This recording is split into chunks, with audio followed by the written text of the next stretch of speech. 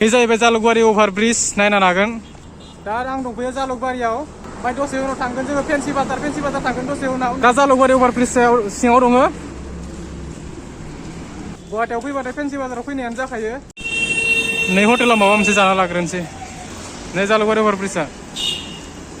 fancy बाजारा माने बिराद फेभरेट जायगा इयो फेन्सि बाजाराव थांनो मोनाबा जागाया आरो बेनि उनाव नैबे हटेलाव जों हाबफैबाय माबा मोनसे जाना लांसै फुंनिफ्रायनो जेबो जायाखै माने फुंनिफ्राय जेबो जायाखै माने दासो फुं जाखादो 7:30 जादो टाइमा ओमफ्राय बिदिनो जोङो नैबे परथा बिहरबाय परथाखौनो जाना लानोसै आरो मोनफैबाय फेन्सि बाजाराव गुवाहाटियाव फैबाथाय फेन्सि बाजाराव फैयाबानो जाया नायनो हागोन नै फेन्सि बाजारनि लुगा बेनो फेन्सि बाजार थ' एसे एरियाफोरखौ नायनो हागोन नायनानै ला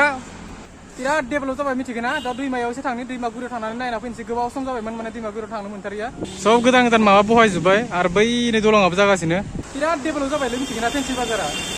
आरो नै मोजां मा बुस्थु फानदो नाया माने फिथाइ सामथाइ फानदो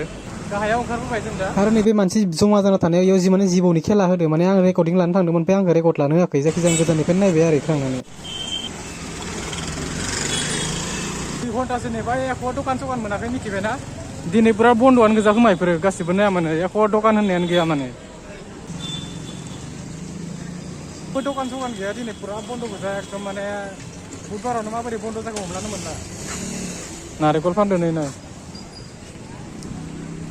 खमसे खम 2-2.5 घन्टासो नेबाय बारा जाबाय बायदि मोनदां खिन्थु दखान सखान मोनाखै दिनै जि जोम बायनाय जागोन ना जाया हमलानो नायनोसै मा जायो दसे बेरायबावनोसै ओमफ्राय बेरायनानै ओमफ्राय थांनोसै जुदि जि जोम बायनो हायाबाथाय नेक्सा नायनो हागोन माबोरैहाय पुरा बिल्डिं माखाया फेन्सि बाजारनि बेलेग साइडखिजा फैदो जों दिनै